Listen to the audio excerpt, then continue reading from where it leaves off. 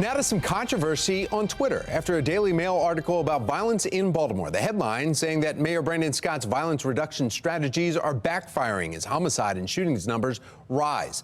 Former congressional nominee and political activist Kim Klacik responding to that article, calling Scott and City State's Attorney Marilyn Mosby clowns. Mosby then firing right back. Klacik is joining us now live with what she had to say and then what's next. Kim, good morning.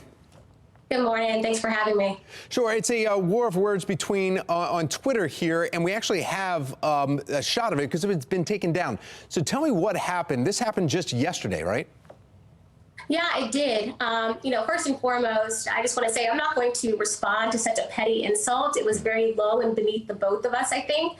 But at the same time, it's very disappointing. I think she owes an apology. Like you said, she deleted the tweet since then, but I don't think she should apologize to me. I think she should apologize to those that thought they were voting for a progressive prosecutor. What she said in that comment showed that she's not about second chances in life. She's not about rehabilitation. She doesn't think people can work up in life and become something great and reach their true potential. I have to say, from one strong Black woman to another, it was extremely disappointing what she said. But we're not the same. Just in 2020, she missed 180 days in Baltimore City, whether she was at a spa in Virginia or on a safari in Kenya with men that weren't her husband. I was actually in Baltimore City for more than 180 days, engaging with voters and the community, trying to make sure that I told them, you know what, I think I can do a better job and help and give you a better quality of life. And so, yeah, we're not the same at all, but I do think she should apologize to those people that saw that comment and probably were very hurt by it. As you saw some of the comments on Twitter,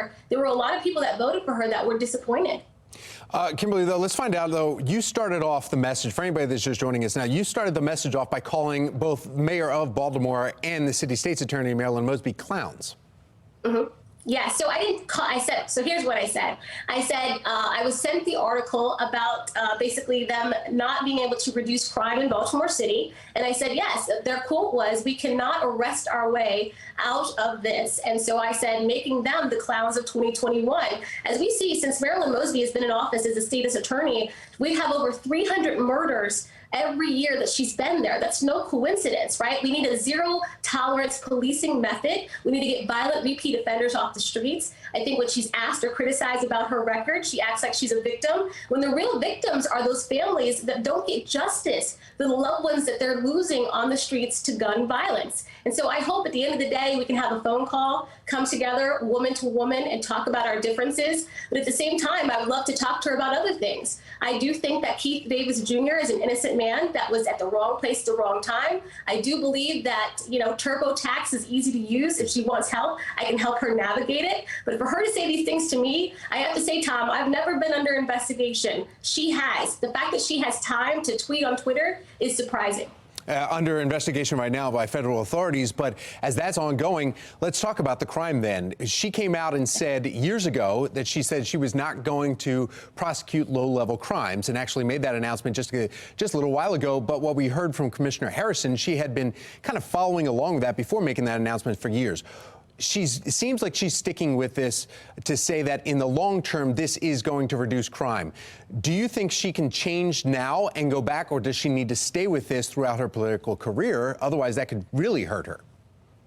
Well, I think she should make a change if she really cared about the people living in these neighborhoods that are afraid when they walk out their front door, right? There are some neighborhoods that are more dangerous than others. And I think she needs to think about that when she goes to these judges and tries these cases, but then also cops plea deals, because she feels that she can't win the case, right? She's protecting her numbers instead of making sure that people get justice in some of these cases. So I think she should make a change and have, like I said, a zero tolerance when it comes to policing. I think she should work with the police commissioner, work with the mayor, work with the governor. Hogan's trying to put more funding into recruiting and doing something about the fact that we have less patrol officers on the streets right now. And a lot of our officers feel like they're being vilified. Maybe there's a broader conversation that could be had here. But if she continues down this spiral, I have to say there are a lot of people running against her, Tom, that look pretty promising, that will actually do something when it comes to law and order. And I mean any candidate that's on that ballot, whether they're Republican or Democrat, we need somebody in office that will hold these criminals accountable.